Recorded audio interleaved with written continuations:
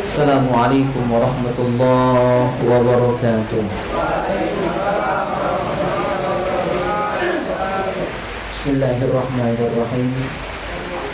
Alhamdulillahi rabbil alamin. Wassalatu wassalamu ala asrafil anbiya'i wal mursalin Sayyidina Muhammadin wa ala alihi wa sahbihi ajma'in, amma ba'du. Ikhwani fillah rahimakumullah, puji syukur mari senantiasa kita aturkan, kita persembahkan ke hadrat Allah Subhanahu wa ta'ala yang senantiasa melimpahkan, mengaruniakan kita nikmat yang tak terhingga banyaknya. Sampai-sampai disebutkan wa in ta'uddu nikmatallah la tuhsuha. Jika kalian menghitung nikmatku, kata Allah, tidak akan pernah bisa menghitungnya. 7 lautan semuanya jadi tinta pena. Ya, terus seluruh pohon yang ada di dunia ini jadi pena, seluruh air laut jadi tinta. Nulis nikmat Allah belum cukup, masih kurang dan kurang. Karena satu di antara kita saja dapat nikmat itu tidak terhitung, dikali seluruh manusia, dikali seluruh makhluk yang lain juga, hewan, ya, binatang, tumbuhan, malaikat, jin, itu seluruh dapat nikmat Allah. Dan itu pun baru 1% dari 100% nikmat Allah. Jadi nikmat yang 1% itu dari 100 nikmat Allah berbagi seluruh makhluk yang pernah hidup di dunia ini. Saking banyaknya nikmat Allah. Dan itu tidak berubah, tidak berkurang sedikit pun kekayaan Allah dengan diberikan nikmat tadi kepada seluruh makhluknya, bukan cuma manusia. Bahkan dalam kitab Nasaihul Ibad disebutkan seluruh manusia minta hal yang sama, bersamaan, banyaknya sama, lantas semua keinginan tadi dikabulkan Allah pada waktu yang bersamaan, tidak berluak sedikit pun, tidak berkurang sedikit pun nikmat karunia Allah. Saking banyaknya nikmat Allah, ya. Maka kebacaan kita tidak ganti lain, bersyukur dan bersyukur. Hujan bersyukur, panas bersyukur, buntu bersyukur, jomblo jomblo tak bersyukur, sarung hidupnya. Ya, syukuri saja, insya Allah bahagia, buntu bahagia, miskin bahagia, jomblo bahagia. Ya, oke. Jadi jangan lupa bersyukur. Salawat dan salam semoga senantiasa tercurah limpahkan ke hadirat junjungan kita Nabi Muhammad sallallahu alaihi wasallam beserta keluarga, sahabat dan pengikut beliau. Ikhwani fillah rahimakumullah. Alhamdulillah kita sudah belajar ngaji bersama, saling simak bacaan Al-Qur'an. Walaupun ngantuk-ngantuk hari hujan ini ya, simak bacaan sholat. Ya, jangan malu, jangan takut, ya, disimak. Kalau tidak disimak, tidak tahu salahnya. Walaupun mungkin berkali-kali disuruh ulang, jangan takut, jangan malu, jangan kecewa, jangan merajuk. Awas ya, aku minta niat kamu jangan merajuk. Termasuk kalau aku merajuk, tolong ingatkan Ustaz tidak boleh merajuk jika kamu ya. Ya, berarti cemen Ustaznya. Jadi tolong ingatkan saya kalau saya merajuk satu hari. Jangan aku dibaca ingatkan, saya juga manusia. Sesekali ada turun semangat, ya, merajuk kan. Nah, tolong ingatkan, Ustaz jangan merajuk. Oh, insyaallah saya lupa dicakap, ya, gitu. Jadi tetap harus saling simak, ya, karena tanpa disimak kita tidak tahu salah benarnya kita. Seluruh lagi kita akan pelajari. doa-doa, ya bacaan sholat insyaallah sudah sebagian besar di store. Ya, nanti kita targetnya ya khutbah juga sudah berjalan. Nanti mungkin ide saya biar kita seragam. Ini untuk tahap awal, nanti akan kita kopikan khutbah sama, ya teksnya sama. Mungkin untuk Arabnya khutbah pertama dan kedua biar mudah nyimaknya. Ya, kita seragamkan dulu karena dalam tahap belajar. Hafal siko itu jadilah, ya kan? Jadi biar kita seragam mudah nyimaknya, tahu benar salahnya, panjang pendek, sangat penting itu, ya. Terus yang lain juga kan kita belajari doa sudah sholat, ya, yasin, tahlil, doa, tahlil, ngapal talqin, ya. Tadi saya hadir di pemakaman Pak Almarhum Jumahat Sanusi yang tadi malam kita sama-sama hadir di Masjid Jami' Syuhada, dan beliau yang mengumumkan itu. Ini ajal, ya. Kita udah ada yang tahu. Beliau masih berjamaah maghrib sama kita, ternyata malamnya beliau dipanggil oleh Allah Subhanahu wa taala. Dan beliau memang rutin tukang ngumumkan itu. Ya, dan saya tidak nyangka suara beliau masih terdengar jelas waktu maghrib itu kan. Lantang, tidak ada suara-suara orang yang demam, sakit, pilek pun tidak terdengar. Tapi beliau dipanggil oleh Allah Subhanahu wa taala. Nah, tadi saya alhamdulillah sempat hadir pimpin talqin. Nah, itu harus kita hafal nanti talqin. Jadi tidak butuh lagi bacaan. Dan talqin itu saya hafal kelas 3 MTS tahun 97 saya hafal talqin. Alhamdulillah sekarang 2021 masih hafal. Alhamdulillah, karena dipakai terus, ya, diulang-ulang terus.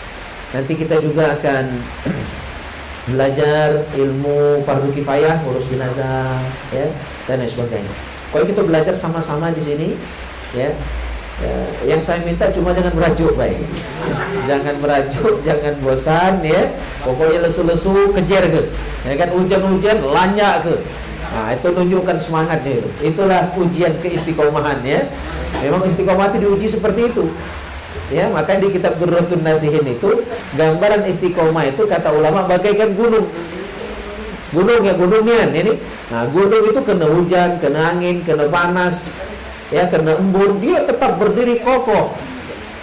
Ya, kalaupun misal gunung api meletus kayak ini tumbuh lagi. Kan gitu. Dia tetap berdiri kokoh.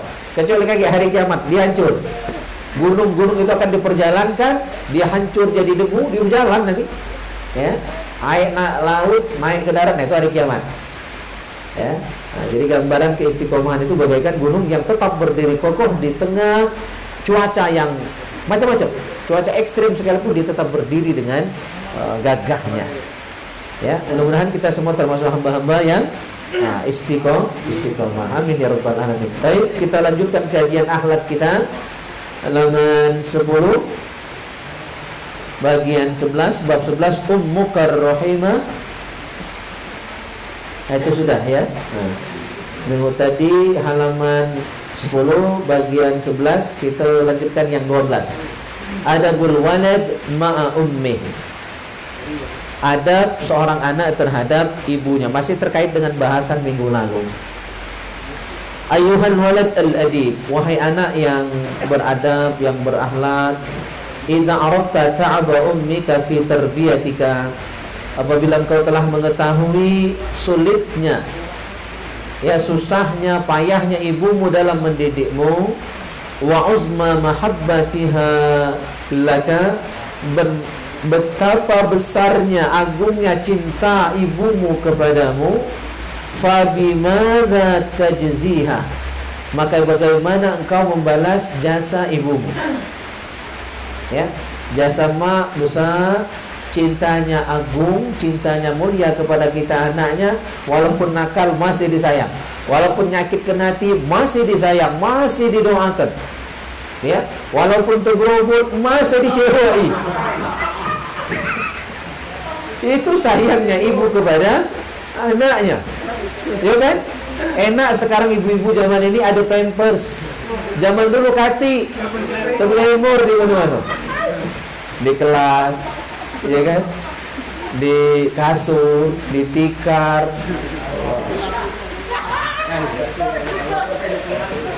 Tidak luat kan? Buang tai anaknya. Kalau kita yang bapak-bapak ini genyik, jijik, luwat. Ibu tidak. Ya, bapak ini senang muat juga ya. Ya, ngeluru ini udah tidak tahan. Ya, Allah. Nah, ibu luar biasa.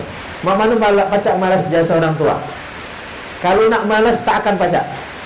Bahkan sampai ada ungkapan, sampai sapi masuk ke lubang semut, tidak akan pernah bisa kita membalas jasa ibu kita, orang tua kita. Ada yang bilang sampai lembu masuk ke lubang jarum. Baca ada? Pak baca. Benang lagi sarung nak masuk lagi, apalagi sapi nak masuk ke lubang jarum. Tak baca. Ada juga ungkapan yang menyebutkan, kalau tidak salah dari Sayyidina Ali bin Abi Thalib, sampai air susu masuk ke lubang nenen, mohon maaf, itu tidak akan pernah bisa. Mustahil kan? Susu balik lagi ke asalnya, tidak akan bisa.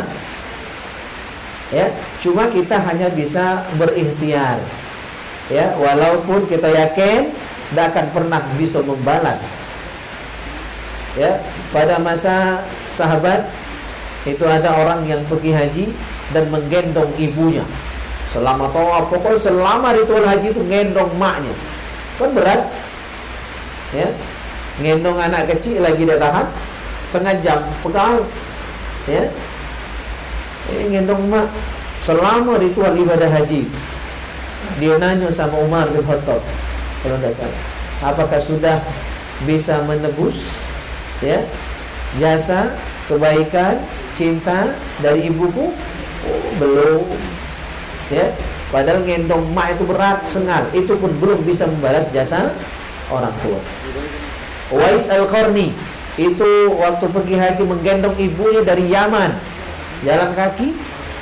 Ya, dari Yaman ke Mekah balik pergi, dan selama ritual haji itu pun digendong karena ibunya sudah tua, sudah lemah, sudah lumpuh. Perjalanan balik pergi Yaman, Mekah, Madinah, ya, dan selama pelaksanaan manasiknya itu jalan kaki gendong maknya, itu pun belum. Nah, mana yang belum bisa berbuat apa-apa untuk kebahagiaan ayah ibunya. Ya. Maka minimal sebagai anak jangan nyakiti, itu udah lebih baik. Kalau belum bisa memberikan kebahagiaan, minimal jangan nyakiti. Itu prinsipnya. Tab'an innaka la taqdiru an tajziya ummaka. Tentu, ya, kata pengarang kitab, innaka lan taqdiru, la taqdiru, pasti tidak baca, pasti kau tidak mampu, pasti kau tidak sanggup, ya, antajziya ummaka, membalas jasa ibumu. Wa ma 'alaika, ya, illa an ta'mala bi hadhihi ladab. Tapi wajib bagi kita, walaupun tidak baca malas, tapi kita wajib beradab, wajib berakhlak dengan ibu kita. Nah, mana caranya? Di antaranya adalah yang pertama, antam tathila awamiroha ma'al mahabbah wal ihtiram. Kita laksanakan semua perintahnya selama perintahnya tidak berkaitan dengan pelanggaran hukum Allah, selama tidak maksiat. Ya, kalau perintahnya tidak berhubungan dengan maksiat, tidak melanggar perintah Allah, wajib. Tapi walaupun perintah ibu, kalau nyuruh maksiat, wajib tidak diikuti. Perintah pemimpin, perintah komandan, perintah Pak Kasat, kalau bertentangan dengan aturan Allah, wajib tidak diikuti. Jadi yang wajib ditaati kalau perintah itu adalah perintah Allah, atau perintah makhluk tapi tidak bertentangan dengan hukum Allah. Kalau mak nyuruh maling, wajib dia taat. Kalau mak nyuruh tubur, ayo, man sakit perut laju ke, jangan ditahan. Nah, melaksanakan perintah orang tua tadi ma'al mahabbah wal ihtiram, dengan cinta dan penghormatan. Artinya jangan rajo-rajo itu, ya, memang digawekan tapi merengut, ya, tidak ikhlas ngawekannya, itu pun belum beradab. Ya, jadi melaksanakan perintah orang tua tadi dengan cinta dan penghormatan. bukan terpaksa, walaupun berat. Wa ta'mala kulla syai'in yufarrihu qalbaha. Dan cara kita berbakti dengan ibu kita adalah melaksanakan segala sesuatu yang membuat hatinya senang. Apa yang membuat ibu kita senang? Kita rajin ibadah, rajin ke masjid, ya. Bawakan dia buah-buahan misalnya yang dia senang, tanpa dia minta, tanpa dia suruh. Beruntung yang masih ada mak. Kalau kami lah meninggal, dah baca lagi, ya. Nah, yang masih hidup, ibu kalian itu surga kalian. Senang kelah dia dengan apa yang paling dia senang. Dia senang makan gado-gado, bawa ke gado-gado tiap hari, ya.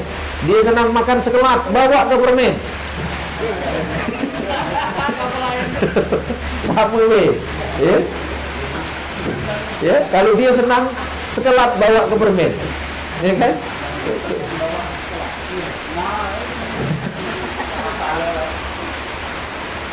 Tanpa harus dia ngomong, tanpa harus dia minta. Wa tabtasima amamaha daiman. Selalu senyum depan mak. Jangan merengut. Walaupun buntu jangan tunjukkan. Buntu urusan kita. Ketika ketemu ibu, pokoknya happy baik. Enjoyable. Kata orang cangkring itu enjoyable, bahagia. Senang baik. Jadi dia tidak tahu kan kita buntu, dia tidak tahu kan kita susah, banyak masalah. Maka ini sering saya sampaikan ketika ceramah hikmah pernikahan. Kalau datang ke rumah orang tua, bertandang ke mertua, itu udah usah cerita yang tak enak. Biarlah kita laki bini yang tahu. Jadi ketika bertandang ke mertua itu, pokoknya mertua itu tahu gitu tuh, pokoknya toke itulah, ya. Padahal buntu sebenarnya kan. Jadi anggap itu oke itu lah gitu. Jadi dia senang, bahagia nih anak mantunya, bahagia, anak mantu ini bahagia nih, ladas di hati. Tapi kalau ketika kita datang, kita curhat, asal ngomong buntu, orang tua itu dia terpikir mak siang malam, hadirin yang mulia, terpikir dia kalau anaknya buntu itu, ya Allah, anakku lagi besar, mak mana lah cara nak nolong dia, nak bantu dia. Jadi pikiran dia nyusahkan orang tua, durhaka. Makanya tidak boleh cerita yang tak lemak dengan orang tua itu. Yang bagus-bagus baik. Ya, walaupun kamu kerok mana, diam baik. Cukup pendam. Kecuali tak pacak nahan lagi, cerita tadi nak minta solusi, bukan nak ngadu.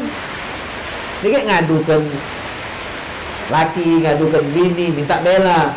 Orang tua tadi kurang bijak, laju pecah. Ya, rusak pernikahannya, cerai lagi. Nah, jadi dengan orang tua itu pokoknya selalu senyumlah.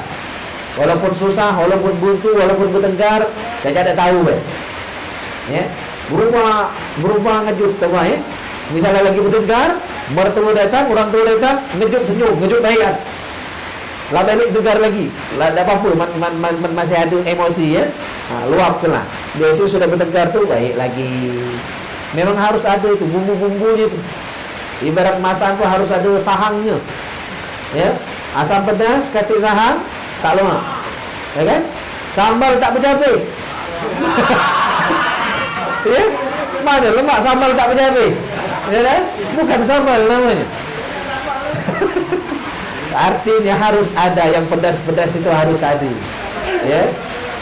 Biar setelah pedas itu terasa lemaknya, kan? Jadi selalu senyum depan orang tua. Walaupun susah, tidak usah tunjukkan. Wa tusafihaha kulla yaum.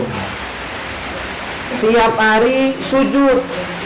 Sujud dalam pengertian cium tangan, sambut tangan mak, tangan mbak. Walaupun mi tadi baru balik mantang, busuk mampu getah, cium. Irup mampu getah tadi. Dari getah itulah dia mantang saru-saru terus tubuh pajak besar, pajak sekolah, pajak berlaki, pajak berbini. Tidak boleh gawe, kuliah. Jangan hina kita busuk, ya. Walaupun tangan mik tadi amis, baru yang ikan, yang iwa, cium. Dan jangan salah cara nyium tangan, bukan ke kening, pelukis, budak menarik. Ya. Tadi saya ke pesantren Ujung Tanjung. Jadi ada lewat dari sekolah, budak man, ya. Jadi di antara orang tuanya, saya lewat di depan man sama istri nak ke Ujung Tanjung, nak ke pesantren tadi, ada budak turun dari motor, ya, salaman dengan baknya, ditaruh ke tangannya ke sini. Jadi nyium pakai apa nih? Pelipis. Itu jauh. Ada yang ke pipi, ada yang ke kening, hidung. Yang namanya nyium pakai hidung, bukan pakai ke kening. Itu salah. Nah, anak-anak itulah diajari mana cara nyium tangan, bakminya yang benar, ke hidung, dihirup, ya, barokahnya tiap hari. Berikutnya, wa tad'u lahu bitulil umur fi sihhatin wa afiyah. Doakan terus ayah ibu kita. Doakan terus. Kalau dia masih hidup, doakan panjang umur dalam keadaan sehat walafiat. Jangan panjang umur, be. Ya Allah, panjangkanlah umur makku. Itu kurang. Panjangkan umurnya dalam kesehatan dan keafiatan. Ya, panjang baik. Itu belum lengkap. Panjang tapi sehat. Ya, panjang umur, beramal soleh. Itu kita minta. Itu wajib doa itu. Kalau sudah meninggal, lebih lagi doakan terus tiap hari supaya orang tua kita diampuni dosanya, diterima seluruh amalnya, ya, dan dinaikkan derajatnya, dimasukkan ke surga. Itu terus doa, Rabbil firli wali walidayya warhamhuma kama rabbayani shaghira. Bahkan termasuk durhaka menurut sahabat Nabi, anak yang tidak mendoakan ayah ibunya. Tarkud doa lil walidaini yudhayyikul 'aish 'alal walad. Anak yang tidak mendoakan kedua orang tuanya, ya, maka Allah sempitkan hidup anak itu. Berarti menurut sahabat Nabi, anak itu durhaka, dan akibat kedurhakaan dia yang tidak mendoakan ayah ibunya, Allah sempitkan hidupnya, susah hidupnya, tak bahagia hidupnya, tak senang hidupnya, atau buntu sepanjangan. Mungkin juga barangkali jomblo sepanjangan. Jangan sampai, ya. Nah, awas, hati-hati. Cek barangkali pernah nyakiti. Kalau memang ada, cepat-cepat minta maaf, minta ikhlaskan dengan ayah ibu kita. Nah, itu selanjutnya cara beradab dengan ibu kita. Wa antahdzara min kulli syai'in yu'zikal baha. Menjauhkan diri kita dari hal-hal yang dia benci. Kalau di luar kita balik malam, balik dalu, begadang, kati juntrungannya, main-main gitar, begat. Kalau ini insya Allah saya yakin orang tua kita senang. Ya, saya yakin. Di Padang itu saya banyak yang ini orang Padang nih kan. Kalau di Padang sana, cuma ini Padang Balai, lain cerita, Padang Kumbai. Kalau di Padang sana itu luar biasa pendidikan, lebih khusus anak-anak bujang ini. Sejak mereka ngerti balik, itu jarang tidur di rumah kalau orang Padang itu. Mereka tidur di musola, di langgar, di masjid. Gawanya belajar, sholat 5 waktu, belajar ngaji, belajar baca kitab kuning. Jadi di Padang itu biasa ngaji kitab kuning anak-anak SD. Makanya orang Padang rata-rata tahan merantau, karena memang sudah dididik dari kecil untuk biasa berpisah dengan orang tua. Ya, maka pendidikannya bagus. Dan guru saya banyak orang-orang Padang yang sekarang jadi buya-buya itu. Dan ternyata mereka sudah dilatih sejak kecil, kisah dengan orang tua, lah belajar kitab kuning, belajar nahu sorof sejak SD. Ya, Masya Allah. Jadi itu buat senang orang tua kita. Jangan anak dimanja. Kalau dimanja, nah, pas nak kita sekolahkan masuk pondok, ketua Yudi, ya, anak beliau di jauh sana. Kalau tidak dibiasakan dari kecil, mana berani pisah dari orang tua, ya. Oke. Jadi lakukan yang menyenangkan hati orang tua kita, hati ibu kita, dan hindari yang dapat melukai hatinya. Wal afala ta'bis biwajhik, jangan bermuka masam di depan orang tua. Jangan melengos. Ya, dengan sesama muslim saja melengos itu, ya, itu sudah dosa. Apalagi depan mak, depan bak, depan orang tua. Itu lebih lagi. Ya. Bisa lagi dosanya. Itu sudah durhaka dengan orang tua. Jangan bermuka mesam. Jangan merebut. Walaupun tidak setuju dengan caranya. Walaupun hajat kita tidak dikabulkannya, tetap senyum di depan orang tua. Sulit kan itu? Tapi itulah akhlak. Dan anak kita diajari dari sekarang. Jangan rebut. Ya, jangan ngarmut. Kecuali memang rainya merengut pula. Ada tidak baca senyum ya, ngajak senyum tapi masih merengut. Nah, itu dimaklumi. Iza amaratka bisyai', ya, apabila dia memerintah nurut, au ghadibat alaik. Kalau dia marah, diam ke baik. Dengar, tidak usah jawab, tidak usah bantah, tidak usah tengkari. Diam ke baik. Malak David berhenti dewek. Itu cara dengan mak. Jangan dibantah, jangan dijawab, jangan ditengkari. Maka kata Ustaz Abdul Somad itu, menghadapi ayah ibu ya, yang ngomong, mungkin bahkan marah, mungkin ngato-ngatoi kita, caranya 3. 1, diam. 2, diam. 3, diam. Diam ke baik. Tidak usah banyak jawab.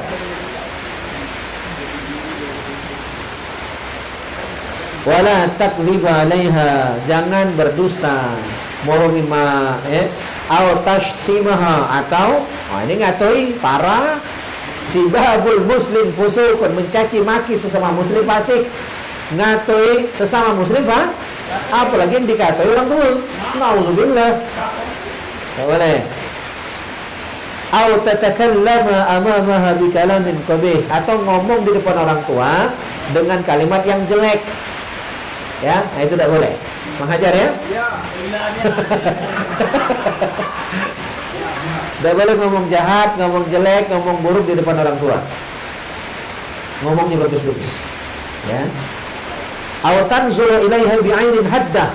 Dilarang juga memandang orang tua, menatap ibu kita atau ayah kita bi'ainin haddah, dengan sorot mata yang tajam.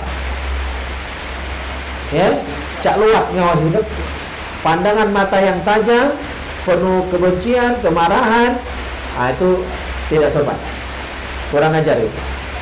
Wala tarfa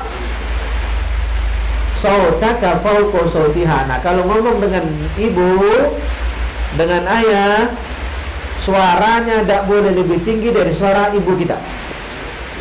Kalau volume suara ibu kita 60, kita di bawah situ. Jangan 100. Itu sudah durhaka. Ada hadis, walaupun hadis ini terkait dengan seorang istri. Hadisnya riwayat Umar bin Khattab dalam kitab Qudul Rijal. Rasulullah bersabda, ayyumam ra'atin rafa'at sautaha fawqa sauti zawjiha la'anaha kullu syai'in tala'at alaihi syamsu illa an tatuba wa tarji'a. Seorang istri yang berbicara dengan suaminya dan suara istrinya tadi lebih keras dari suara suaminya, maka istri itu dilaknat seluruh makhluk Allah yang disinari matahari, kecuali dia cepat sadar, cepat taubat. Hadis ini memang tentang istri yang ngomong keras dengan suami, tetapi ada kesamaan antara suami dengan orang tua. Dalam kitab disebutkan bahwa derajat suami terhadap istrinya bagaikan orang tua terhadap anaknya.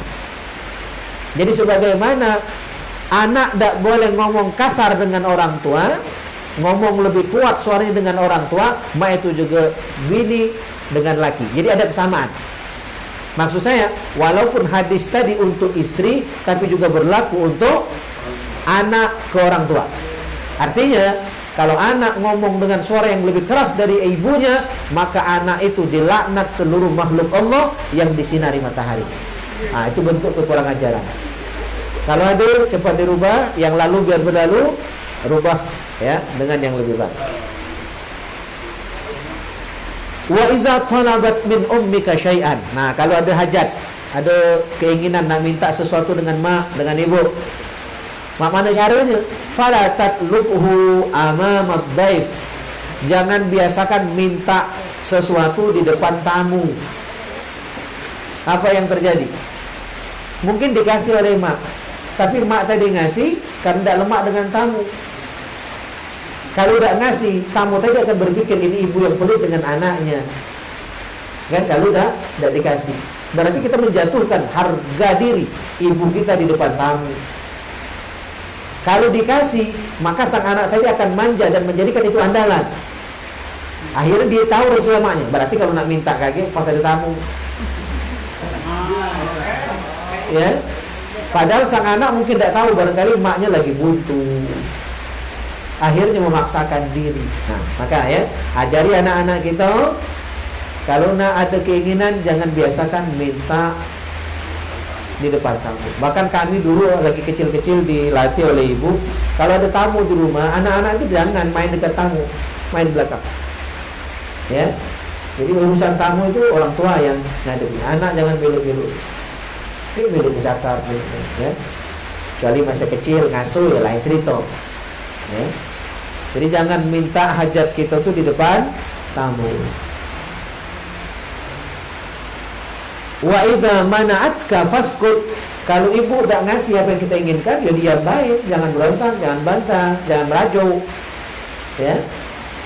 Pasti beliau ada sesuatu yang mungkin tidak diceritakan. Yang jelas buntu kalau tak diberi, atau mungkin ada hal lain yang lebih penting. Atau dalam rangka mendidik kita, ingin beritahu bahwa tidak semua keinginan kita dikabulkan.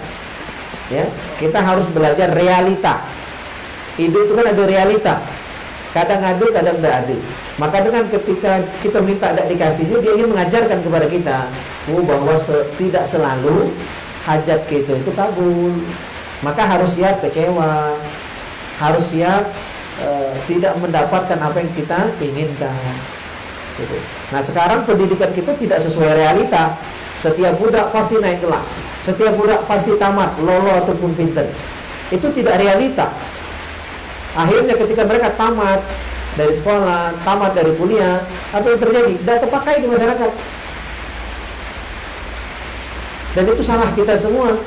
Guru ada salah, sekolah ada salah, masyarakat, wali murid ada salah di situ.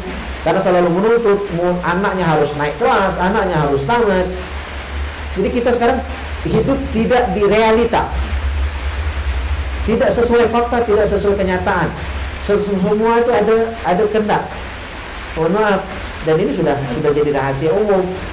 Ya, sekolah ditekan oleh dinas ditekan oleh pimpinan, terus sampai ke atas. Akhirnya tidak naik pula, lulus pula. Karena kalau dia tak lulus, kepala dinas malu, kepala sekolah malu, kepala dinas malu, bupati malu, presiden malu. Itu kebijakan kita saat ini. Termasuk di rumah, lah dimulai itu kan. Jadi kehendak anak selalu diberi. Itu tidak bagus bagi perkembangan mentalnya. Jadi anak kita harus kita kenalkan dengan realita, ya, kenyataan. Kalau kita buntu mungkin lagi tak kata, nah, insyaallah, ya, kita berupaya, kita berikhtiar, banyak-banyak kaum doa. Jadi dibimbing anak kita sama itu. Saya anak-anak di rumah, itu kalau udah diminta duit misalnya, doa dulu, baca ayat ini dulu, baru dia aplikasi. Ya, jadi kita kasih tahu realita dan kita kaitkan dengan Allah Subhanahu Wa Taala. Setiap hajat itu dia suruh berdoa. Ya Allah, minta duit jajan, kan? Beri sudah Allah titip melalui hati jajan 2.000, jadilah beli sekelat tadi ya. Kalau beli yang banyak kayak terpromot.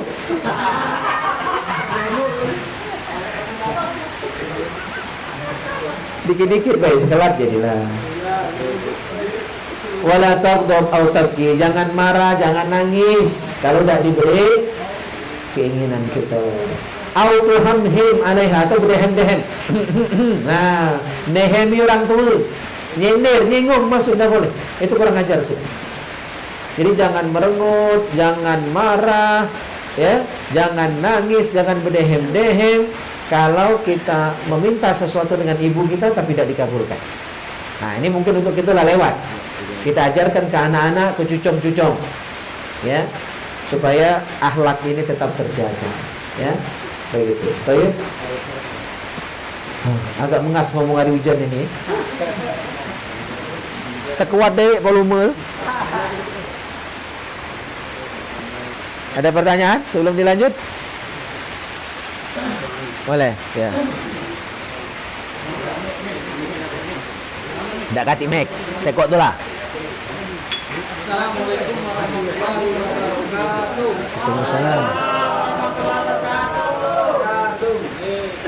Bertanya Ustaz tentang ketaatan para orang tua dengan suami.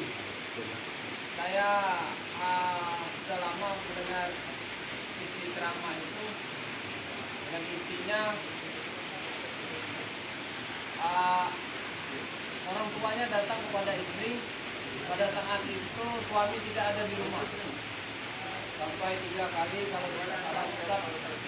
Karena mungkin zaman dahulu tidak ada HP seperti sekarang.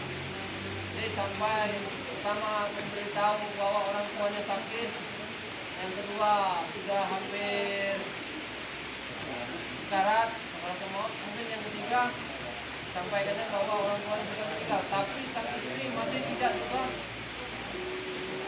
menemui orang tuanya. Nah, apakah itu bentuk ketaatan atau kita istri itu tidak taat kepada orang tua? Itulah pertanyaannya. Terima kasih. Ya. Jadi kita ini pakai sapaan apa nih? Bro atau ketua atau panglima? Kabarnya panglima lah diharamkan di sini, ada pakai lagi panglima ya. Kita pakai istilah akhi-akhian ya. Akhi-akhi. Dia kita baca akhi lagi. Ya, saudara ada ya, saudara umum saja kan. Saudara Dedi kita bertanya, dan pertanyaan itu ada di dalam kitab Uqudul Jain karya Syekh Nawawi Al-Bantani. Jadi ini cerita pada masa Nabi. Jadi suaminya ikut perang, berjihad, tapi Nabi tidak ikut perang waktu itu. Karena perang itu kan ada perang syariah, ada perang ghazawah. Ada perang yang Nabi ikut, ada yang Nabi hanya mengutus sahabat untuk ikut perang. Nah, dalam perang ini Nabi tidak ikut. Jadi sang suami dari wanita ini berpesan, pokoknya jangan keluar rumah. Itu pesan suaminya, jangan keluar rumah, jangan turun dari rumahnya selama aku pergi perang, berjihad fisabilillah. Nah, rumah dia itu bukannya jauh ke rumah mbaknya, serumah, cuma 2 tingkat. Jadi rumah mbaknya di bawah, anaknya, mantunya tinggal di atas, bukannya jauh ya, serumah cuma 2 tingkat dalam kitab Uqudul Jain. Nah, mbaknya sakit, jadi ada utusan, mbakmu sakit ya, tolong besuk. Aku tidak berani turun, kata dia, karena suamiku berpesan tidak boleh kemana-mana. Akhirnya beliau ngutus utusan, bertanya kepada Rasulullah, minta izin, ya Rasul, mbakku sakit ya, boleh dah aku turun ke bawah uji Nabi, uji sang istri tadi kepada Rasul, uji Rasul, ikuti suamimu. Jadi itu perintah Nabi, bukan dibaca-baca. Ikuti perintah suamimu, karena suamimu tidak nyuruh ya, sudah. Terus yang kedua, sakit tambah parah, minta izin lagi, jangan, turuti suamimu sampai akhirnya meninggal dunia. Mbak yang tadi, dia pun masih tidak turun dari rumahnya.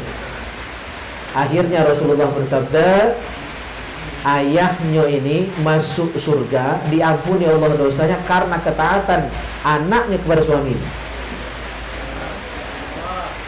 Kan jarang wanita seperti ini saat ini. Tapi kita suami juga jangan saklek niat itu ya. Ini bab ketaatan istri kepada perintah suami, itu kita acungi jempol. Tetapi sebagai seorang suami yang baik tentu tidak akan ya nah, mengurung itu semacam itu ya, mencekal istri sehingga tidak boleh kemana-mana. Kalau memang ada kepentingan darurat seperti itu, seharusnya kita izinkan. Cuma masalahnya benar tadi kata Bang Ledi, tidak ada telepon zaman itu ngomong dengan lakinya. Jadi Nabi pun tidak mengizinkan, karena selama suami tidak mengizinkan. Bayangkan, jadi tingginya makom seorang suami itu, bahkan Nabi pun tidak berani mengizinkan. Yang tidak diizinkan adalah suami dari wanita ini.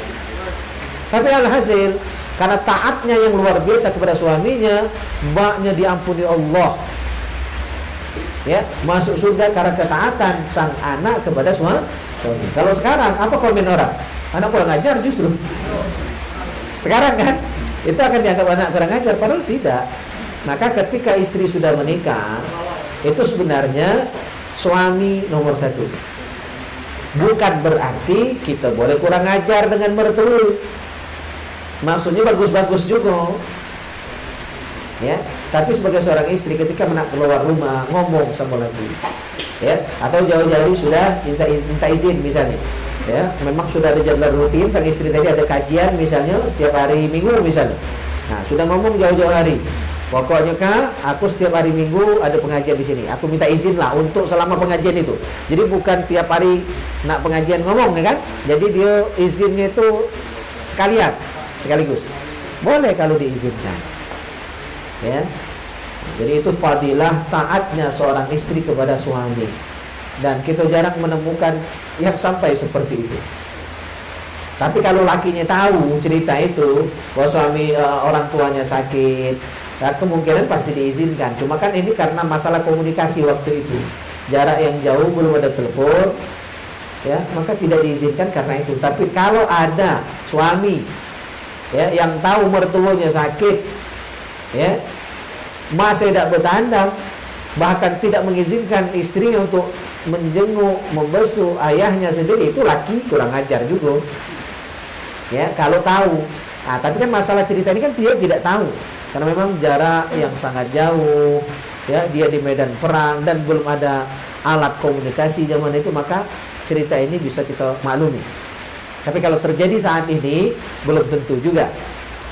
Ya, komunikasikan dulu. Kalau setelah dikomunikasikan lakinya masih melarang, nah itu mantu durhaka itu. Ya. Mantu durhaka. Tidak boleh juga, ya kan? Ngaku tidak setuju, ya mertua sakit. Seharusnya dia ngajak payo gitu orang. Ini orang tua saya juga. Karena dia menganggap mertuanya juga orang tuanya, walaupun status berbeda, tapi sikapnya, alatnya menganggap orang tua sebagai, ya, menganggap mertua sebagai orang tua juga, ya, ahlaknya begitu.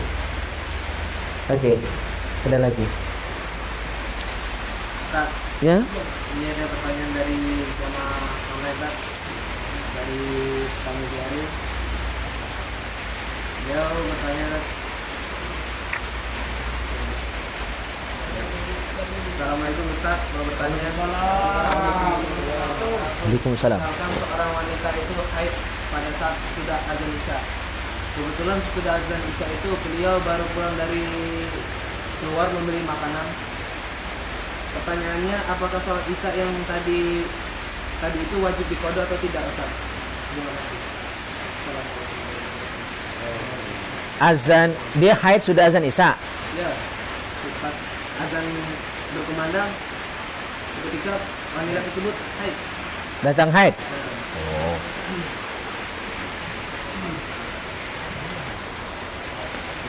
Haidnya begitu azan isya dikumandangkan, ya.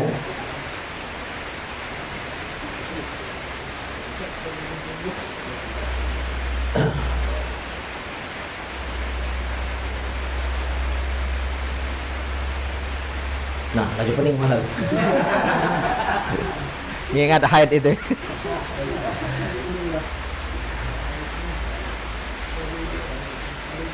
Ya, jadi sebagai langkah kehati-hatian, ya, sebagai langkah kehati-hatian, dia mengkodok sholat yang tadi, ya, sholat isya tadi. Tapi sebenarnya tidak wajib, ya, karena begitu dia haid, berarti sudah tidak wajib melaksanakan sholat. Cuma dia khawatir saja, jangan-jangan misalnya ini bisa jadi haidnya datang lebih awal, atau mungkin azan tadi barangkali sebenarnya sudah datang lebih awal, cuma mungkin agak ditunda, azannya tidak tepat waktu. Jadi dia khawatir jangan-jangan haid aku tadi sebenarnya sebelum azan isya, ya, sebelum azan isya. Jadi untuk lebih meyakinkan maka dia mengqadha sholat yang isya tadi. Jadi itu langkah ikhtiar sebagai kehati-hatian. Jangan-jangan, ya, jangan-jangan dia punya utang sholat, ya, karena dia belum yakin tentang masuk waktu. Tapi kalau memang yakin, ya, begitu azan isya bersamaan dengan datangnya haid tadi, maka tentu tidak wajib. Karena di saat itu dia tidak, orang yang haid tidak wajib mengerjakan sholat dan tidak wajib mengqadha sholat yang dia tinggalkan selama haid. Nah, cuma haid yang berhenti misalnya di saat sudah zuhur, antara zuhur ke asar. Jadi sholat zuhur itu kan jam 12-an, sholat asar itu sekitar jam 3:30. Nah, waktu haid yang berhenti jam 1, misalnya jam Satu. Maka tentu sholat asar nanti sudah wajib. Sholat zuhur tadi, ya, dia qadha juga sebagai langkah kehati-hatian. Nah, sama Cak Isa tadi. Jadi kalaupun dia mengqadha itu sebagai ihtiyat, kehati-hatian, jangan-jangan haidnya sebenarnya sudah berhenti sebelum zuhur. Ya. Jangan-jangan sudah bersih. Ya, gitu. Maka sebagai langkah kehati-hatian dia mundur satu sholat untuk dia qadha. Begitu juga yang sebelum haid tadi. Jadi baik setelah haid itu berakhir dengan mulainya haid, satu sholat sebelum masa haidnya habis dan sebelum haidnya dimulai itu diqadha sebagai ihtiyat. Hati-hati. Itu saja. Ya. Assalamualaikum warahmatullahi wabarakatuh. Waalaikumsalam wabarakatuh. Ini nanya masalah adab seorang istri terhadap suami, Ustaz. Ya.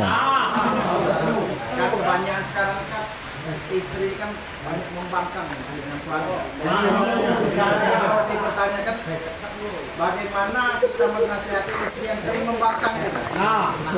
Kadang kalau kita suruh jangan. Masih. Cuma gitu tuh nggak nyuruh tuh yang kalau kita suruh tuh ibarat tuh nggak baik kan untuk dia kan jangan. Ibaratnya ini aja itu Ustaz. Nah, kita bonding kan. Kita lah bonding berbaca lah gitu kan. Kalau itu diurat itu kan ada minyak babi kan. Kadang malah membantah yang kena ini.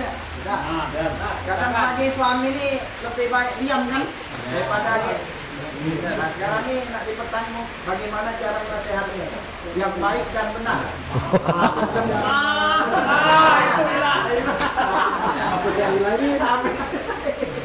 Iya. Ngomong tuh harus ada timingnya. Jadi lagi hatinya senang, lagi hatinya bahagia, ya kan? Atau bisa jadi lagi itu ya, lagi dalam tanda petik itu ngomong biasanya lebih ya, kalau ada hajat-hajat tertentu ngomong di sana hatinya lagi berbunga-bunga. Itu biasanya lebih mudah diterima. Kalau dia lagi boring, ya lagi galau, biasanya ditolak tuh lah walaupun bagus nasihat itu. Ya. Jadi pilih waktu yang tepat. Jika perlu dikasih hadiah lebih dulu, ya kan? Itu biasanya masuk kalau rasan tuh. Ya. Jadi jangan dia lagi panas, lagi sengal, lagi capek, lagi lapar, termasuk lagi haid, itu biasanya emosi juga lagi tidak baik, moodnya lagi tidak bagus ketika lagi haid. Nah, itu harus dihindari ngomong atau menyampaikan sesuatu yang kita hajatkan, kita inginkan. Jadi pilih waktu itu yang pertama. Yang kedua tentu kelembutan itu lebih baik daripada cara keras dan kasar. Saya bilang tempoh hari kata Syekh Yusri itu kelembutan itu mampu menembus sesuatu yang tidak bisa ditembus oleh pedang. Ya, cara kasar walaupun benar itu akan ditolak mentah-mentah. Ya, tapi dengan cara yang lembut, ya kan, insya Allah diterima. Yang tidak nerima itu lah kerasnya hatinya itu ya. Nah, jadi perbanyak pujian, pilih waktu yang tepat, gunakan kalimat-kalimat yang lembut, yang mesra, sayang, ya kan?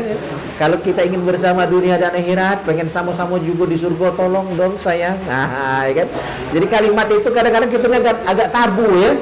Pencak cuma ada di film baik. Ya, kita ini kadang hai hoi dengan orang rumah. Nah, itu dirubah. Ya sayang-sayangan enggak apa-apa. Ya. Jadi kalimatnya yang lemah lembut, pilih waktu yang tepat. Disertai dengan hadiah dulu tuh insyaallah, mantap. Ya. Yang tepatnya di ini pas dia omong itu pas dia sudah rebonding. Ngomong lah. Jangan rebonding. Balik lagi. Nurut dia lagi. Ada tidak ada lagi. Bonding mundur kan.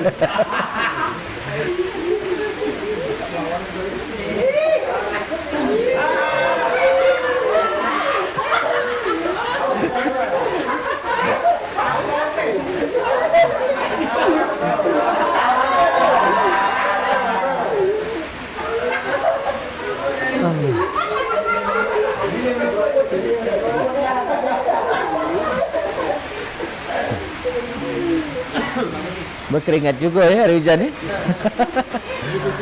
Allah.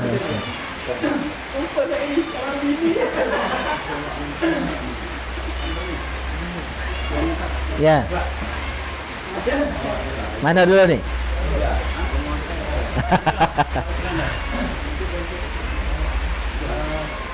Aku di sini sama kawan, tapi tidak tahu jauh dia kan baru beli motor. Nah, kalau taruh di dosen juga itu motor baru ini lama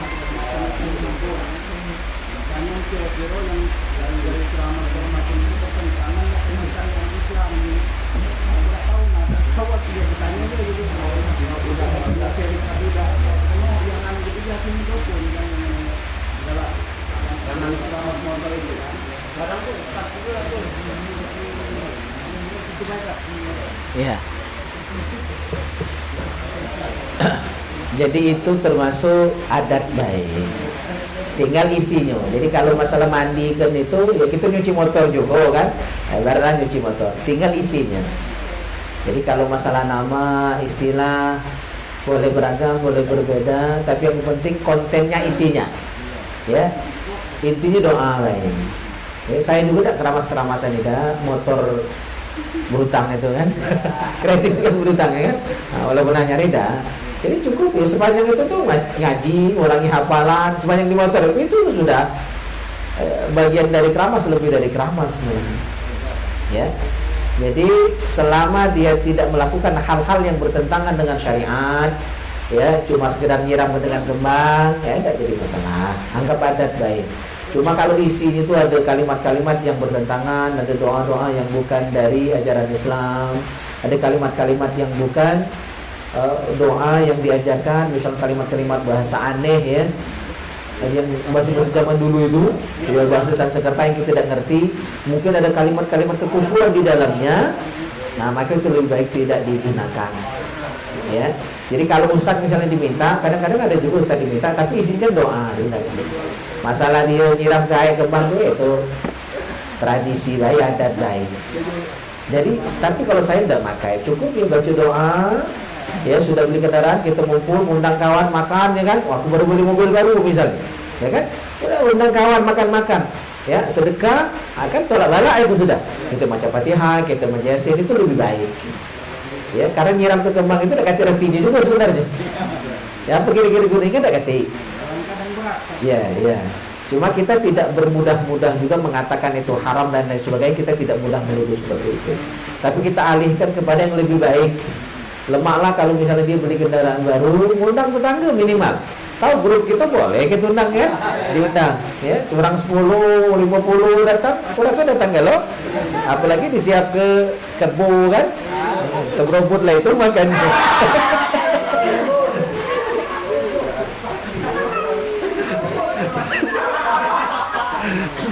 Tak acak lah viral ya.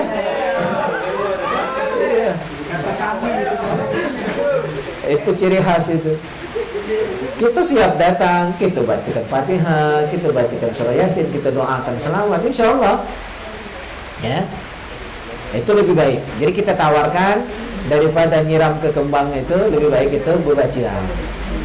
Ya, itu lebih baik. Ya, kita jangan mudah-mudah juga bilang haram, syirik, bidah dan sebagainya ya.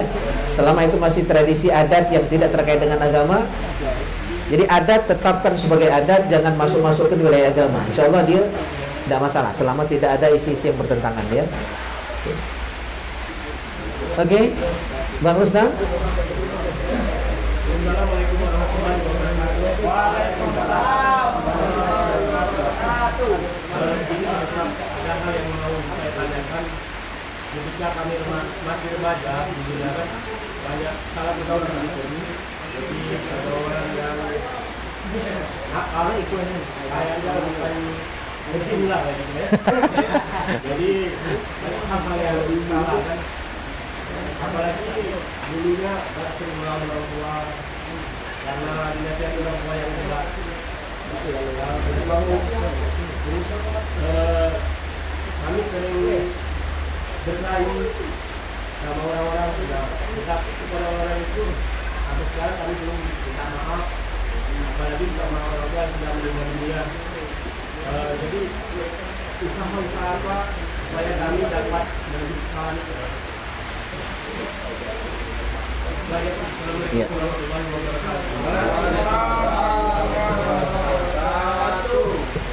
Ya. Jadi dari segi objek kesalahan kita itu kita ada dua, ya. Jadi ada haqqullah, ada haqqul adami.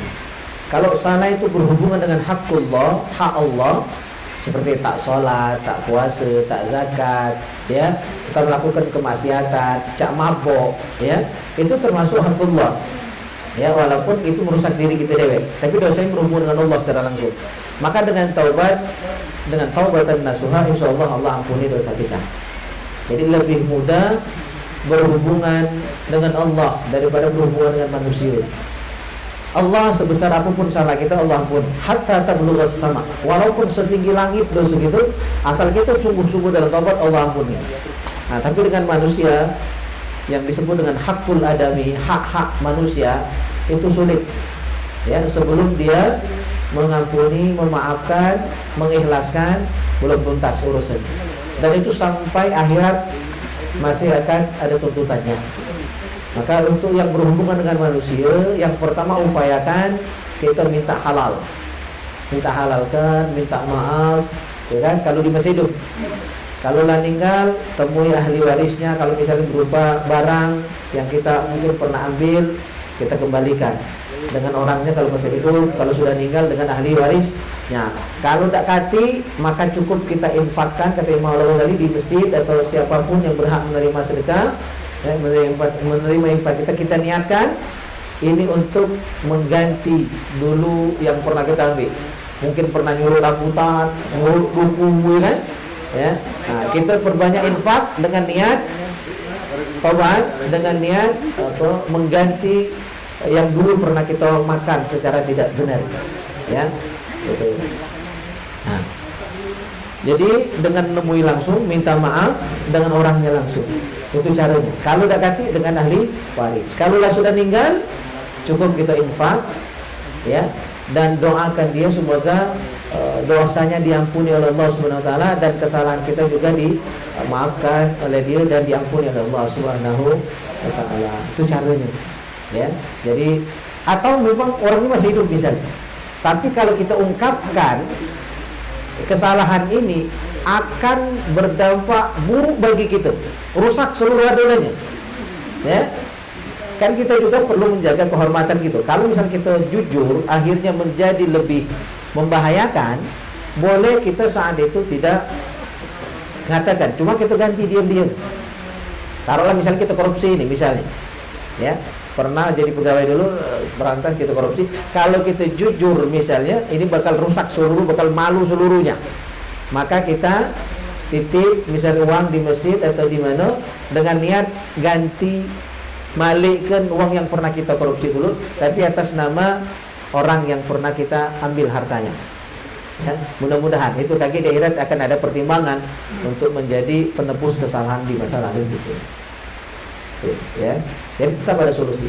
Atau kalau dengan orang tua, kemarin pernah saya bilang, walaupun kita sempat durhaka dengan orang tua dan belum sempat minta maaf, akhirnya beliau meninggal dunia. Mana caranya? Maka kata Imam Al-Ghazali, cara menebus kesalahan anak yang durhaka pada orang tua yang sudah meninggal dunia, caranya apa? Jadikan diri kita anak yang baik, jadikan diri kita anak yang soleh dan solehah. Doakan terus orang tua kita tiap hari, ya, doakan terus tiap hari, sedekah tiap hari atas niat, atas nama almarhumah orang tua kita tadi yang kita sempat durhaka dengan beliau. Maka itulah cara nebus kesalahan kita yang belum sempat minta maaf dengan orang tua kita yang sudah meninggal dunia, di mana kita sempat durhaka dengan beliau. Itu caranya. Doakan tiap hari, sedekah tiap hari, ya, beramal soleh tiap hari, semayang tiap hari, dan ibadah-ibadah lainnya. Niatkan supaya ini menjadi tebusan, ya, kedurhakaan kita di masa yang lalu. Mudah-mudahan itulah yang paling menyenangkan orang tua kita, karena orang tua kita masih hidup sebenarnya, cuma pindah alam, dan mereka dapat laporan amal kita anak cucu. Jadi malam ini kita bahas masih syuhada, ya, dan betapa senangnya mereka yang tahu dulu kita durhaka, ya, setelah dia meninggal kita menjadi anak yang baik, berubah, senang dia. Itulah taubat kita. Insya Allah beliau-beliau di alam sana tahu apa gawe anak cucu. Kalau kita berubah menjadi lebih baik, beliau gembira di alam sana. Kalau kita belum taubat, ya, maka beliau pun mendoakan, ya Allah, apa doanya?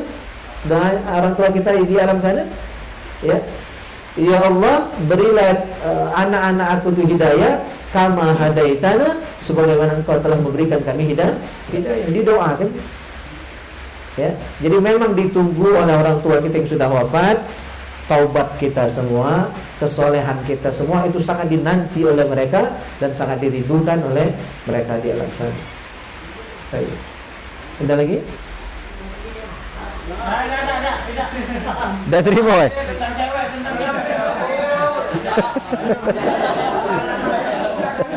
Tentang anak. Taruh jangan.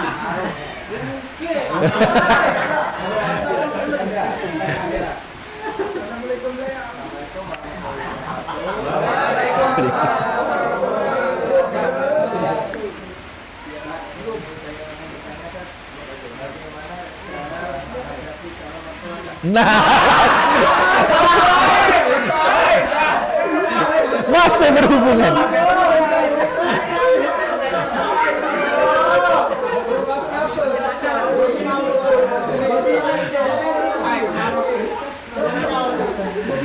Iya, pecahnya bakal kalah saingan yang ini senior-senior ini. Raihan masih kelas 2, Alia masih kelas 2 SMA ya, lananya cara menghadapi mertua.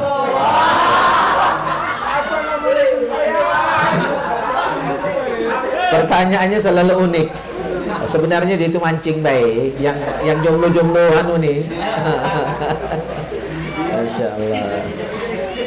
Ya, sikap kita dengan mertua sama dengan orang tua.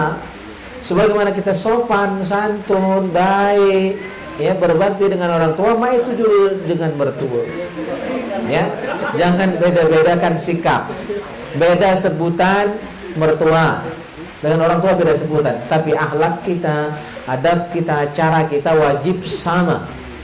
Jangan dibedakan, ya, antara orang tua dan mertua. Nah, ini menghadapi calon mertua, ya kan? Nah, ya biasanya ya minta alam itu tuh kadang-kadang. Iya. Jadi nak niat kau tuh Rehan.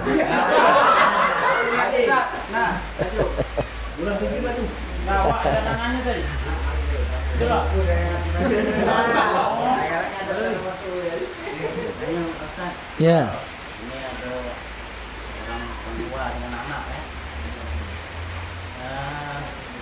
Dia tuh anaknya menjadi orang tua sehat, anaknya santai, ya bekerja kan. Dia anak-anaknya itu orang tua sakit, dia sukses, tapi dia lupa. Orang tua sakit tidak diobati, bukannya makan ala kadarnya. Nah itu bagaimana Ustaz? Iya. Anak. Ini bukannya orang tua itu kan pernah cerita anak. Iya. Ya, dalam Islam itu meskipun orang tua kita pernah jahat sama kita, bahkan orang tua kita kafir, itu udah paling tinggi ya kesalahannya. Orang tua kita kafir, kita mukmin, tetap wajib taat, tetap wajib berbakti dengan orang tua, tetap wajib baik, tetap wajib menanggung nafkahnya, tetap wajib mengobati. Hatta orang tua kita mungkin pernah memperlakukan kita tidak benar, bahkan mungkin kafir, beda keyakinan dengan kita, tetap wajib dihormati, tetap wajib dibaiki. Nah, kan untuk renungan bagi kita semua tentang pertanyaan tadi Bang Yusuf, hadis Nabi Muhammad sallallahu alaihi wasallam, apa kata Rasul? Lama hadis ini tidak berbeda, jadi agak lupa. Ma min abdin atahu Allahu malan, tidaklah seorang hamba diberikan rizki yang lapang, yang luas oleh Allah Subhanahu wa ta'ala, walam yuaddi haqqa walidayhi, tapi tidak dia gunakan harta tadi untuk berbakti dengan orang tuanya. Ya, jadi pertanyaan tadi sesuai dengan hadis pas sama persis.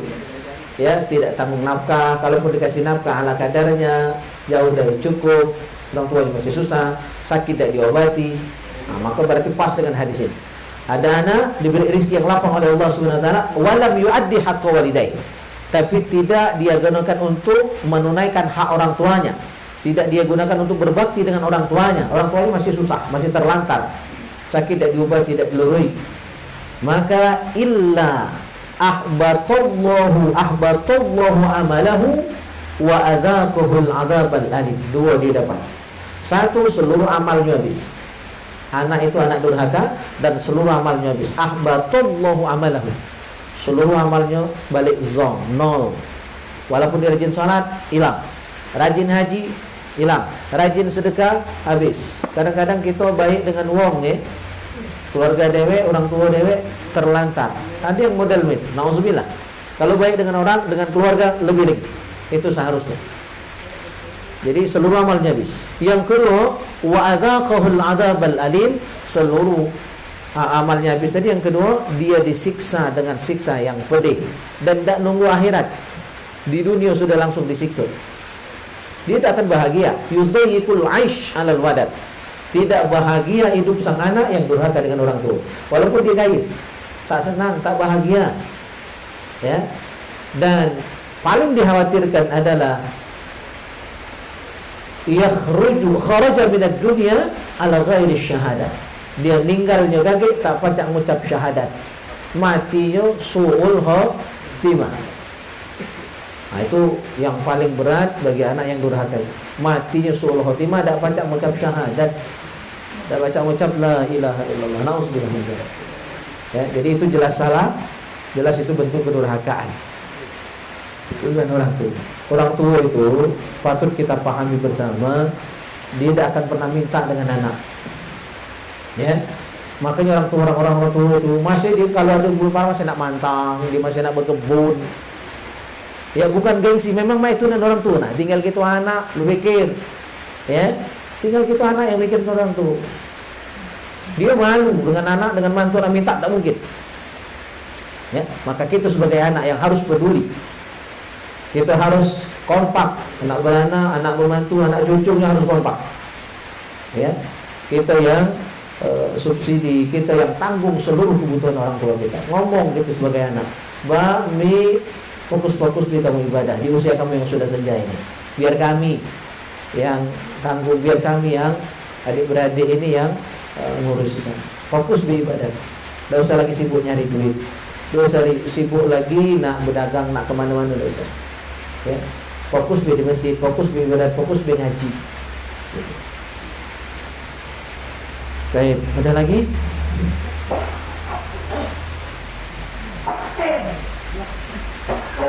Jam berapa hari? Ya. Oh, hampir jam 11. Assalamualaikum warahmatullahi wabarakatuh. Waalaikumsalam. Sebentar, kalau tanya yang tadi dari anak durhaka, tapi di sini dalam sudut pandang sosial media. Jadi ada berita kalau masalah di Indonesia ini ada seorang anak mendurhaka ibunya karena mertuanya sakit. Sini ada dua pertanyaan. Ada seorang ibu sudah menjalani vonis anak ibu, apakah anak tersebut benar-benar distatuskan durhaka atau tidak? Kedua, anak tersebut dia mengakui bahwa kalau dia mengurus kebutuhan ibunya itu hanya anaknya sendiri yang bisa mengikuti. Karena dia berkata seperti itu, apakah kita layak mendoakan orang tersebut atau malah kita mendoakan sang ibunya yang sering terzalimi bukan hal anak.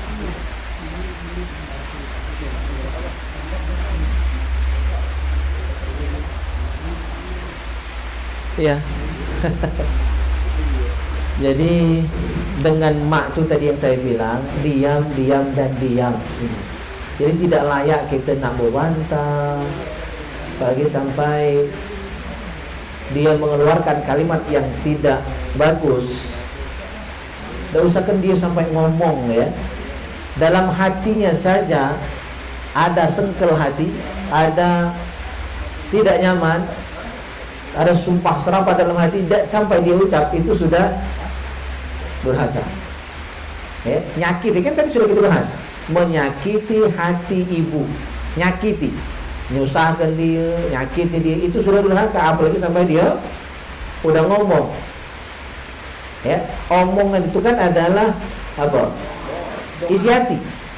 Ya, omongan itu keluar dari asalnya hati. Nah, ngapa dia sampai ngomong, nyebut anaknya durhaka, berarti dia sudah terlanjur sakit. Kalau tidak sakit, tidak mungkin ditomong ucapan seperti itu. Ya, jadi jangan pernah nyakiti orang tua kita dalam bentuk apapun. Ya, dalam bentuk apa?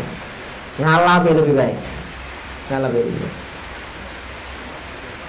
Ya, tapi kita upayakan. Ya, kalau ada terjadi perselisihan antara orang tua dan anak seperti itu, harus kita damaikan, harus kita akorkan. Yang jelas sang anak dulu harus ngaku salah, walaupun dia benar. Kita walaupun benar di hadapan orang tua, ngakulah salah. Ya, lebih baik mengalah. Apalagi memang kita yang salah, ya kan? Apalagi memang kita yang salah, sudah sangat wajar kita ngaku salah. Bahkan kita benar pun di hadapan orang tua, lebih baik ngecek kepala. Nah, itu caranya, ngecek kepala, kita mengalah, insya Allah orang tua tersenyum hati. Ya, jadi solusi cepat-cepat minta maaf. Walaupun kita benar dengan orang tua merasa salah, itu lebih baik. Akan cepat clear, selesai masalahnya.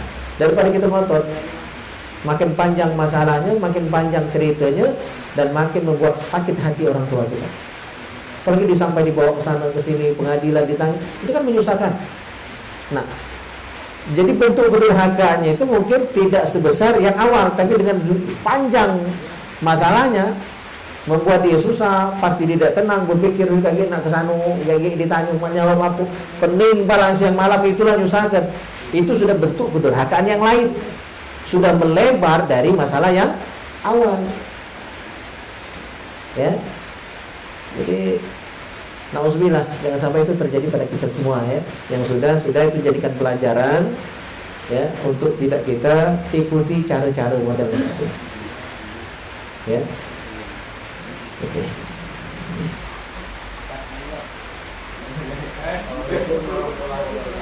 Waalaikumsalam warahmatullahi wabarakatuh. Kan banyak dosa orang tua kan. Mungkin kalau nak minta maaf mungkin ada malu kan, kan. Cuma kalau ke depan kita bukti dengan perilaku kita lebih baik. Masya Allah. Kita bukti dengan perilaku kita walaupun tidak sama apa. Kita pulang kita minta maaf kan dengan dia kan. Iya, iya. Benar lah. Kalau bosan minta dia tuh mas. Akhirnya tuh.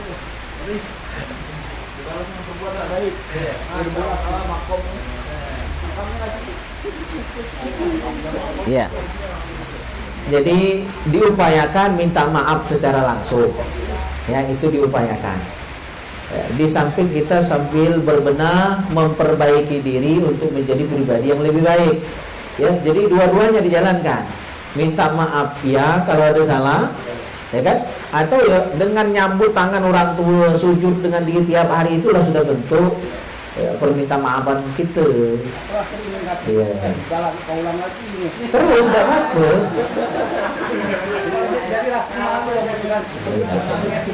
Ya, lanjutkan saja terus walaupun dia tidak percaya, sembari membuktikan bahwa engkau akan membawakan menantu yang baik untuk dia.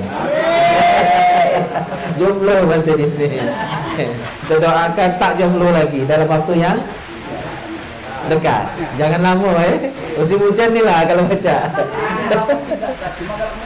Oh. Iya. Iya. Ya. Buktikan saja benar-benar. Jadi tinggal awak tuh tekad, ya kan, bulat, jangan segi empat, tekad bulat, artinya betul-betul bertekad, tidak lagi mengulangi kesalahan yang sama. Nah itu buktikan. Jadi minta maaf terus, ya, dan buktikan bahwa kau tidak akan mengulangi kesalahan yang sama. Dia tidak percaya karena sering dilanggar. Iya.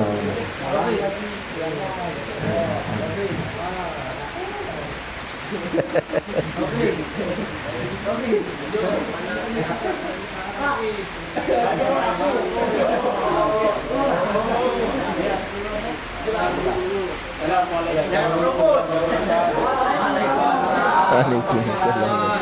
Ini kebalikan Ustaz. Iya. Kebalikan ini. Ini ada tetangga kami dulu namanya sebut nama Nehija. Nah itu kira-kira kelam rumah 7 kali apa 3 rumah dari kami. 4 ya. Nah, jadi anak dia itu kira-kira umuran kelas 3 atau kelas 4 ya. Ya. Nah, jadi orang tua ini mau anaknya tuh nakal, namanya anak nakal sudah itu ya, nakal sampai mati lah kau. Makanya itu, tangannya dia mati sih, akhirnya mati anaknya. Nah kira-kira kesalahan orang tua ini mana Ustaz?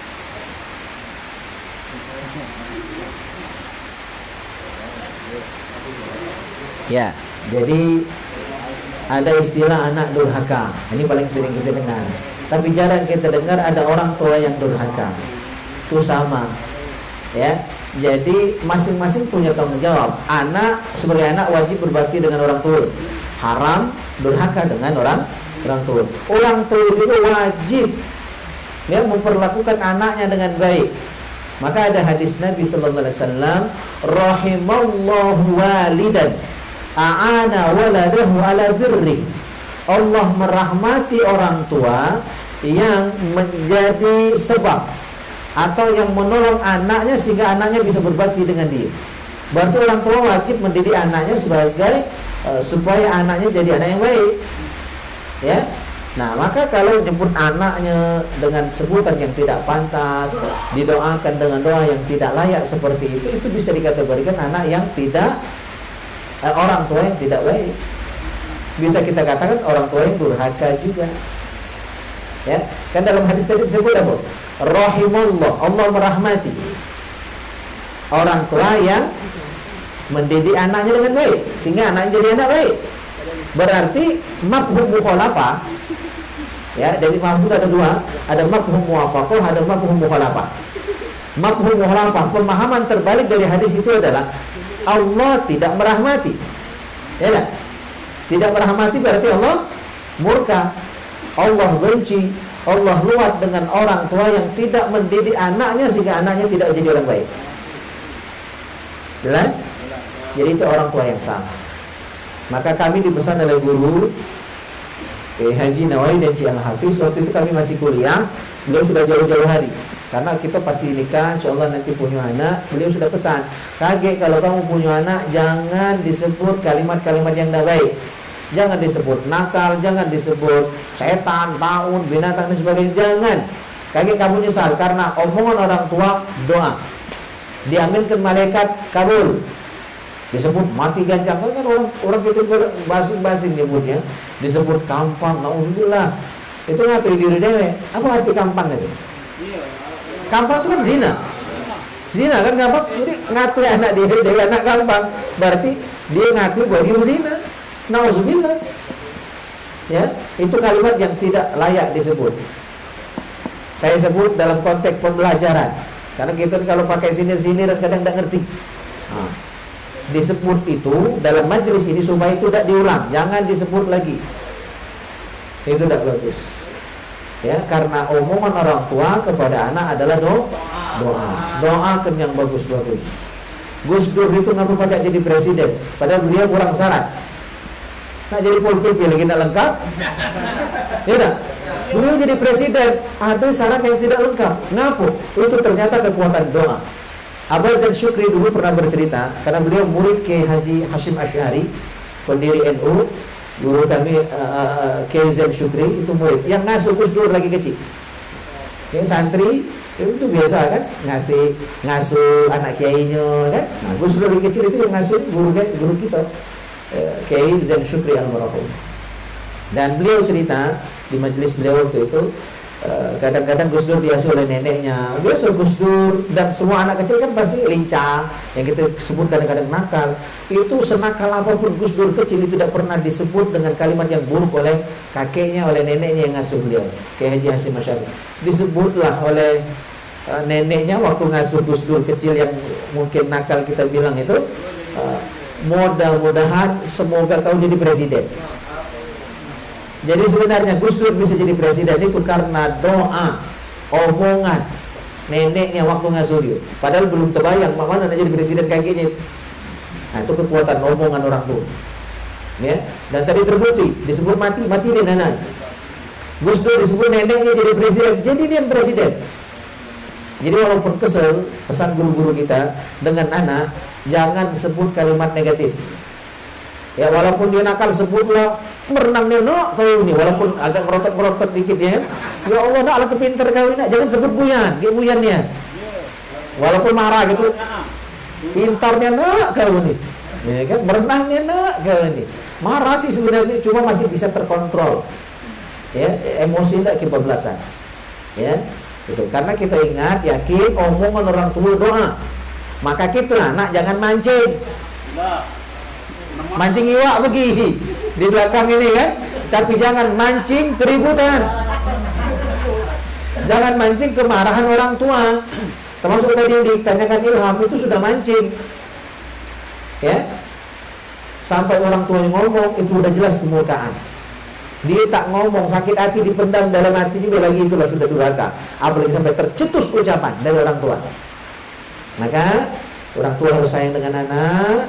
Anak jangan mancing-mancing kemarahan orang tua. Kayak tersebutlah kalimat tak benar. Ya, terjadi terkabul. Ya, ada lagi?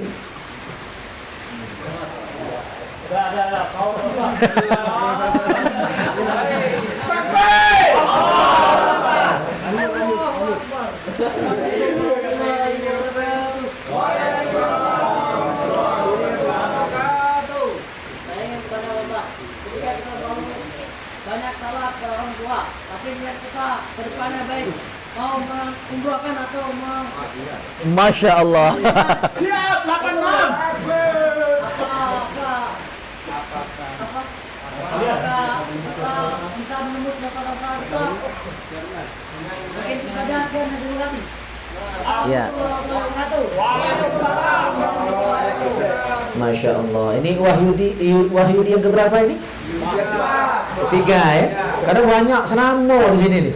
Iya, Masya Allah. Luar biasa. Tadi sudah kita jelaskan di awal bahwa meskipun kita sempat jadi anak durhaka, sampai orang tua kita wafat belum sempat kita taubat, tapi akhirnya lama-lama kita nyesel dan taubat, maka taubatnya kita itu adalah tebusan dari kedurhakaan kita masa lalu. Ya, kebaikan kita saat ini itulah yang membanggakan orang tua kita yang sudah di alam sana, atau mungkin masih hidup. Ya, kita berniat nak umroh, mengumrohkan beliau, menghajikan beliau, ya, dan berbuat baik, beramal soleh ke depannya, amar ma'ruf nahi munkar, ini kebaikan kita. Ya, sudah tergabung di Bikers Fisabilillah, kita sama-sama amar ma'ruf nahi munkar, sama-sama ibadah di sini berjamaah, itu sudah kebaikan kita saat ini. Insya Allah itulah taubat kita, itulah cara kita membahagiakan ya orang tua gitu. Insya Allah ya, lanjutkan ya niat baiknya itu. Cuma sambil nabung ya untuk umroh dan nikah ya. Oke. Ya.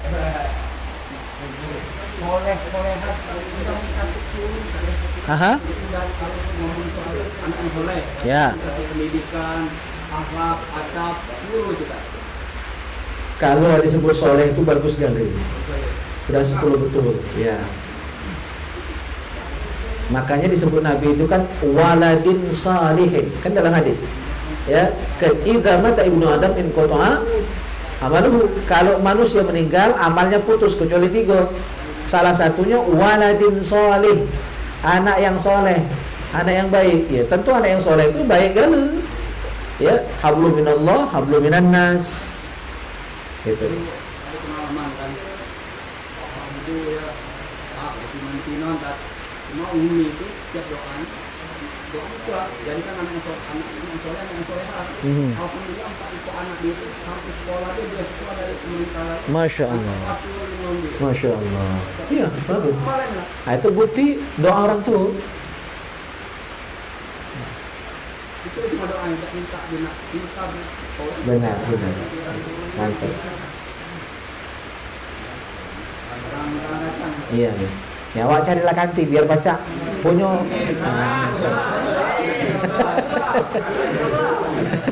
Kalau bujang doanya minta kanti yang soleha, ya. Nah, setelah dapat kakek, dapat anak yang soleha. Jadi doanya kakek berubah, ya.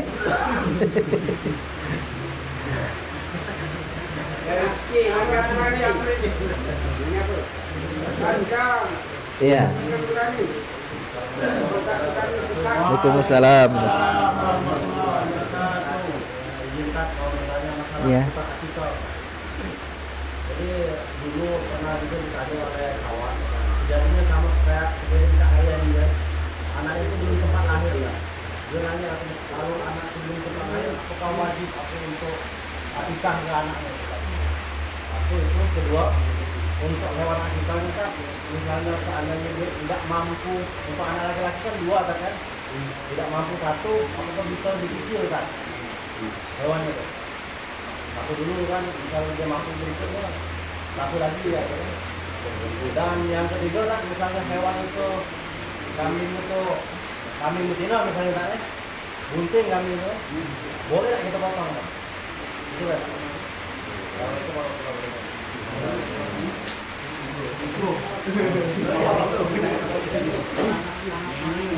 Ya, akikah terhadap bayi yang lahir tapi sudah meninggal dunia atau keguguran, ya, keguguran. Jadi ulama berfatwa bahwa ketika bayi itu sudah ada ruh, sudah ada nyawa, berarti 4 bulan ke atas, maka dia keguguran, ya, keguguran, lahir sudah meninggal dunia, minimal dia sudah ada nyawa, berarti umur kandungannya 4 bulan ke atas, berarti sudah ada ruh. Maka bayi itu tetap sunnah diakikahi.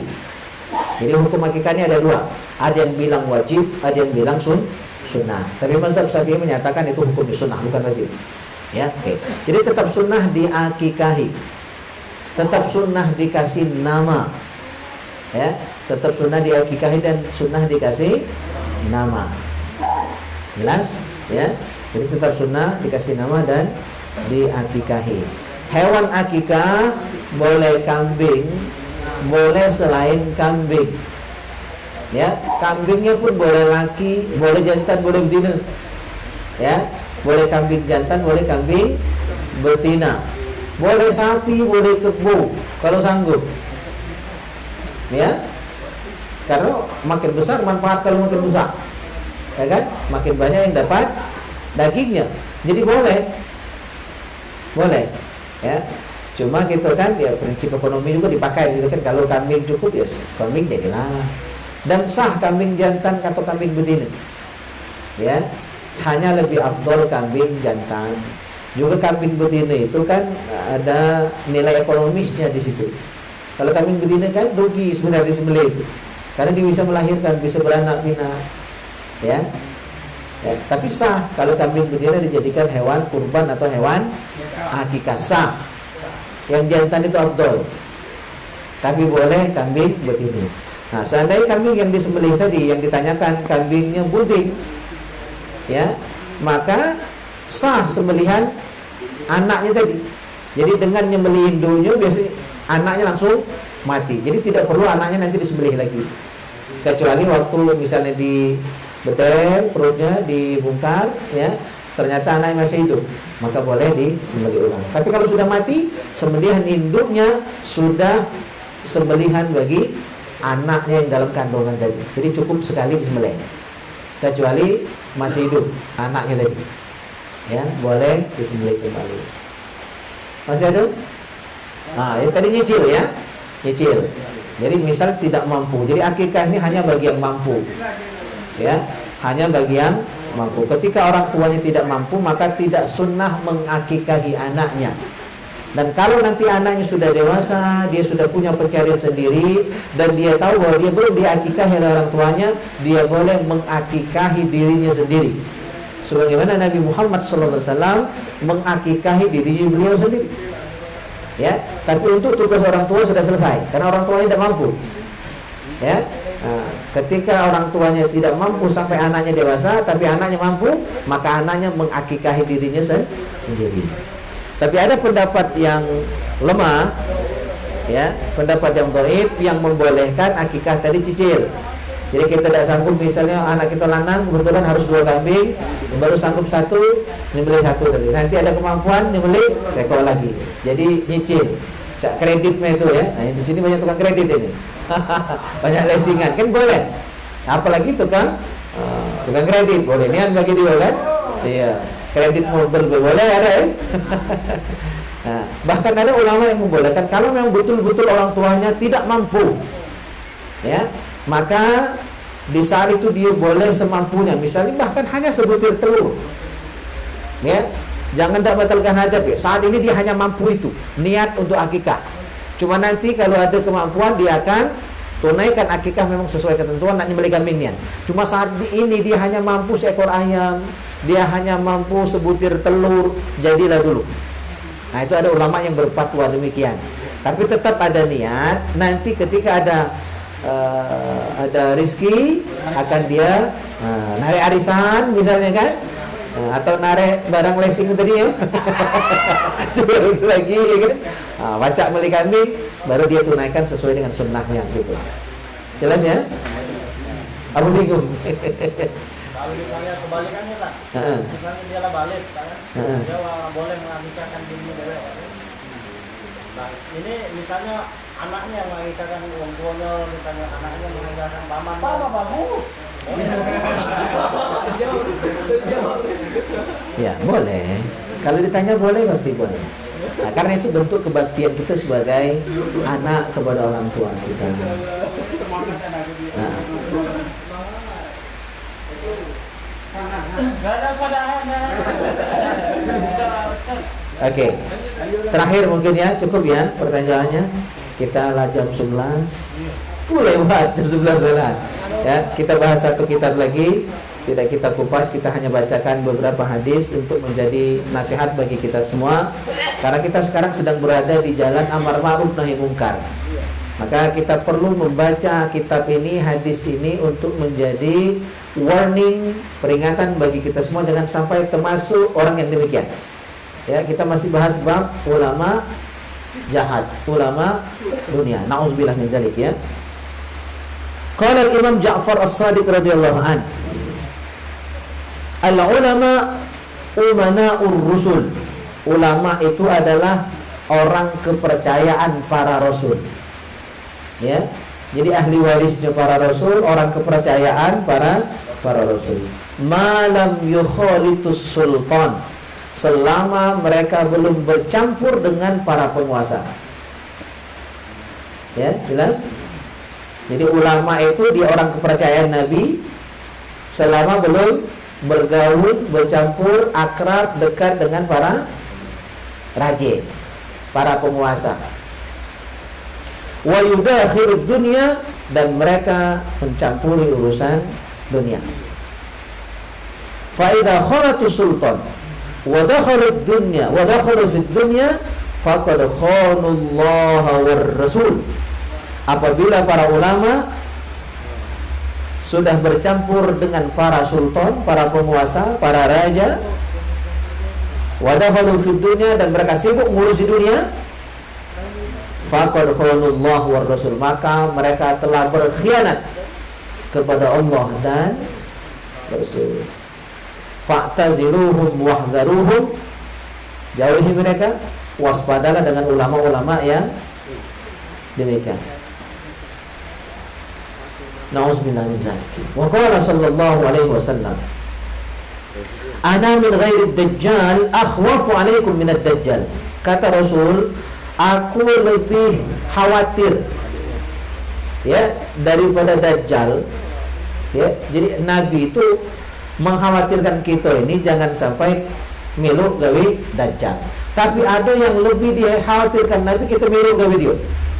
Dajjal jelas menakutkan. Tapi ada yang lebih menakutkan daripada Dajjal. Ada yang lebih sesat daripada Dajjal. Siapa itu? Qil fama huwa ya Rasulullah. Siapakah yang lebih engkau khawatirkan pada kami dibandingkan Dajjal itu ya Rasul? Berarti lebih parah ini. Dajjal itu jahat, yang ini jauh lebih jahat daripada Dajjal. Siapa mereka? Ulama usul, ulama yang jahat. Jadi kata Nabi, ulama yang jahat itu lebih jahat daripada Dajjal. Kenapa? Kenapa gitu? Kalau Dajjal jelas, Nabi lah beritahu jauh-jauh hari Dajjal itu jahat, ya. Dajjal menyesatkan manusia. Tapi ulama usul kita tidak ketahui. Dia pecah ngajak dari mana? Baik-baik. Tapi memanfaatkan. Nah, itu yang kita masalah. Mempolitisasi kebaikan yang dia sampaikan hanya untuk kepentingan pribadinya, golongannya. Itu yang jadi masalah. Sehingga kejahatan yang berselimutkan kebaikan. Kita terbudi tanpa kita.